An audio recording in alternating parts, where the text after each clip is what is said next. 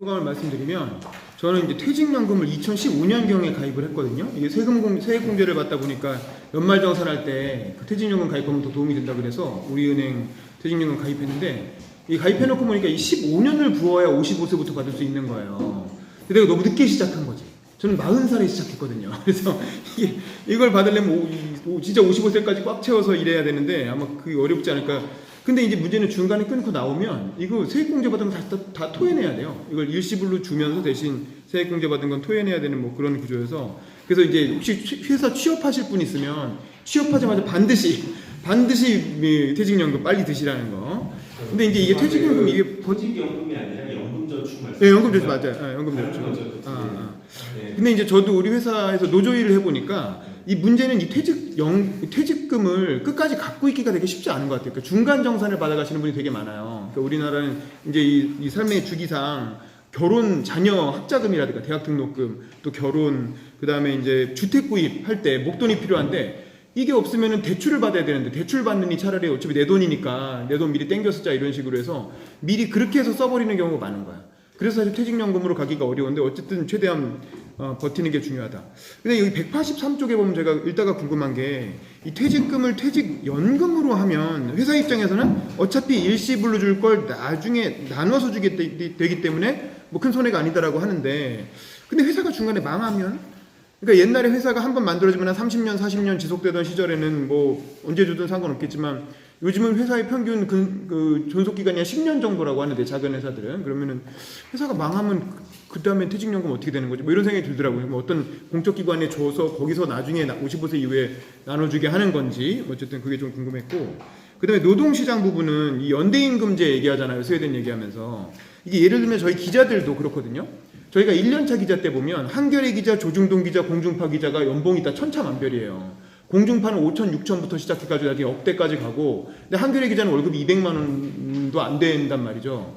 근데 사실 하는 일은 비슷해요. 특종하고 단독하고 현장에서 경쟁하는 건 비슷한데 이 하는 일은 비슷하지 사실 어떤 회사를 들어가느냐에 따라서 임금 격차가 엄청나게 벌어지는 거죠.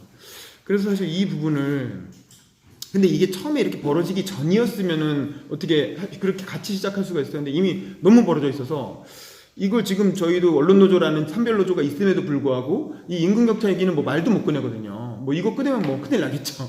그래서 이 문제를 어떻게 할 것이냐. 또 언론노조는 또 공중파 노조들이 주도하는 노조다 보니까 뭐 자기들 월급 깎자는 얘기는 절대 안 하겠죠. 그 다음에 이제 여기서 그 독일도 그렇고 적극적 노동시장 정책 얘기하는데 이제 그게 평생교육인 거죠. 그러니까 우리나라에서도 이런 적극적 노동시장 정책이 뭐냐면 청년들 대상으로 취업성공 패키지 프로그램이라는 걸 하잖아요. 근데 저도 이걸 많이 연구를 해봤는데 우리나라의 적극적 노동시장 정책은 문제가 너무 공급자 위주고 공무원 위주인 거예요. 그래서 어떤 후배가 아나운서 준비생이었는데 취성패를 들은 거야. 근데 이제 남양주에 있는 그 센터를 굳이 가야 돼. 서울에서 학교 다니는데 꼭 주소지를 해가지고 남양주에 있는 센터를 가야 되고 그 다음에 이제 거기서 그러면 나는 아나운서 준비생이니까 여기서 뭘 들으면 될까? 왜냐면 뭘 들어야 돈을 월 50만 원을 준다니까. 봤는데 하나도 아나운서 되는데 도움되는 프로그램이 없는 거예요. 그래서 그나마 뭐가 있냐면 네일아트가 있는 거예요. 네일아트. 여자는 네일아트.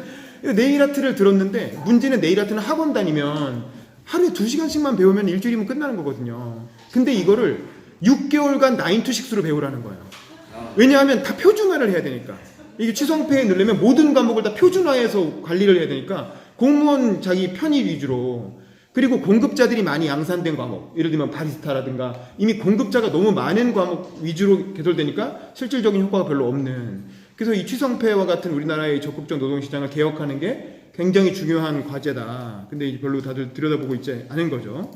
그 다음에 이제 여기서 또 저자님이 얘기하시는 게 연공서열 호봉제를 깨고 동일노동 동일가치에 따른 직무급 체계로 가야 된다라고 하면서 218쪽에 보면 이런 얘기를 하세요. 이게 되게 멋진 말인데 연공급성을 낮추고 어디에서나 노동력이 가치대로 보상받는다면 천국과 헬조선의 구분은 희미해질 것이다. 한 걸음 더 나아가서 능력을 갖추지 못한 사람은 천국에서 나오게 하고 직무 능력을 갖춘 사람이 입성할 수 있게 해야 한다. 노동력의 순환이 이루어져야 한다. 이런 얘기를 하시거든요. 근데 이게 뭐냐면 노동시장 유연화예요. 유연화.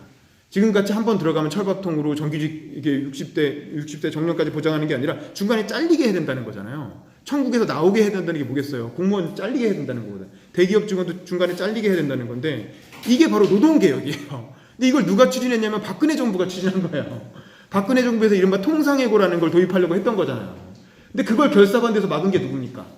그게 문재인 대통령이에요. 그게 민주당 정부에서 사실 그런 노동개혁하면 안 된다고 결사해서 막았고, 사실 얘가 이걸 뒷얘기를 좀 취재를 했는데, 당시에 이 노동개혁의 총대를 맨 게 김무성 대표였어요. 그래서 김무성 대표가 한국노총까지 민주노총은 진작에 도망갔고, 한국노총까지 설득해서 이 노사정협의회에서 합의를 한 거야.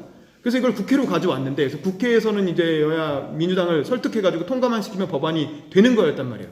그래서 거의 한 7부 능선을 넘어온 상황이었는데, 근데 이게 합의되기 직전에 뭐가 터졌냐면 청와대가 박근혜 청와대가 갑자기 국정교과서 카드를 꺼낸 거예요.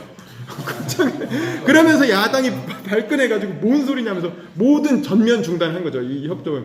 그래서 노동개혁이 그때 실패했다. 그게 이제 그 김무성 쪽에서는 김용태 의원 같은 사람 뭐라고 주장하냐면 박근혜 정부에서 김무성이 차기 대선 주자로 막 뜨니까 김무성이 성과를 내는 걸 막기 위해서 의도적으로 장난을 쳐서 국정교과서 카드를 꺼내서 노동개혁을 망가뜨렸다. 뭐 이렇게 해석을 하더라고요. 물론 이제 음모론이겠죠. 이제 그 친이 쪽에서 생각하는 음모론이지만 그게 있는데 문제는 하여간 민주당이 결사반대에서 막은 노동개혁이기 때문에 민주당 정부에서는 이 노동개혁은 말도 못 꺼내는 거예요. 그리고 노동개혁 얘기를 하면 민주노총, 한국노총 다 난리가 날 테니까.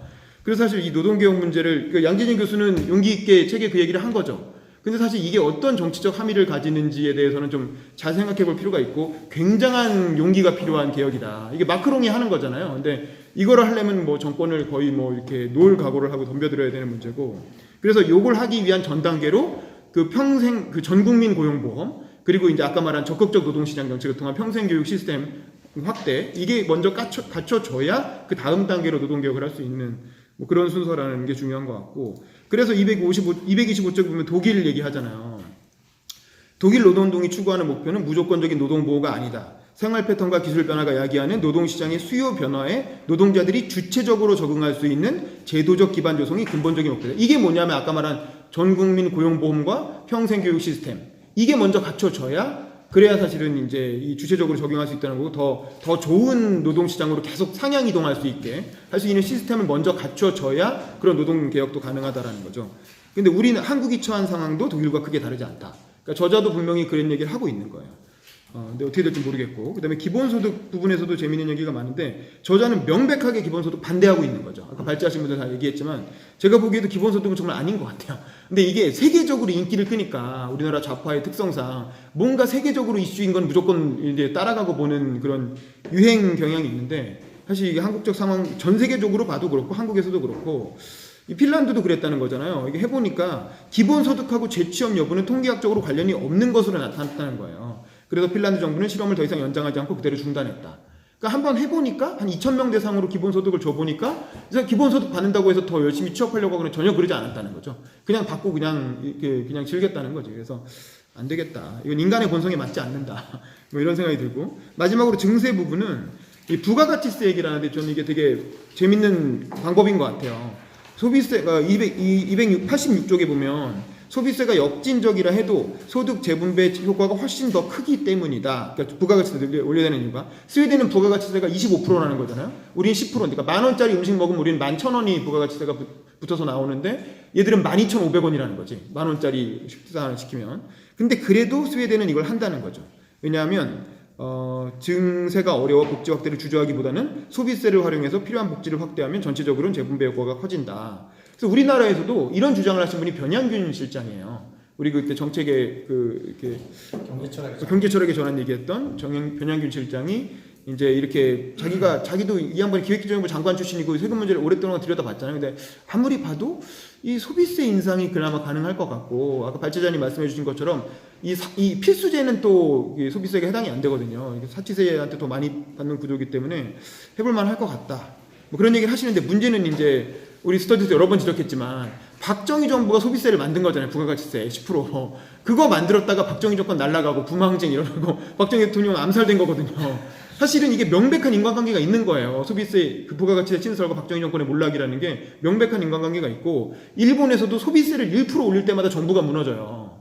그래서 사실 소비세를 올린다는 게 굉장히 정권 입장에서 추진하기에 리스크가 크다. 그러니까 물론 이제 그냥 소득세를 올리는 것도 리스크가 크지만 소비세를 올리는 것 역시 굉장히 리스크가 크고, 이 저자가 얘기하고 있는 것처럼 우리나라 선거제도상 소비세 올리는 거는 사실은 조금 왜냐면 이게 전 국민이 다 반영해서 지지율 10%만 내려가면 지금 이번에 더불어민주당하고 미래통합당의 전체 득표율 차이는 몇 프로 안 되잖아요. 48대 42 정도밖에 안 되는데 지지율 10% 떨어지면 다 지는 거지 뭐.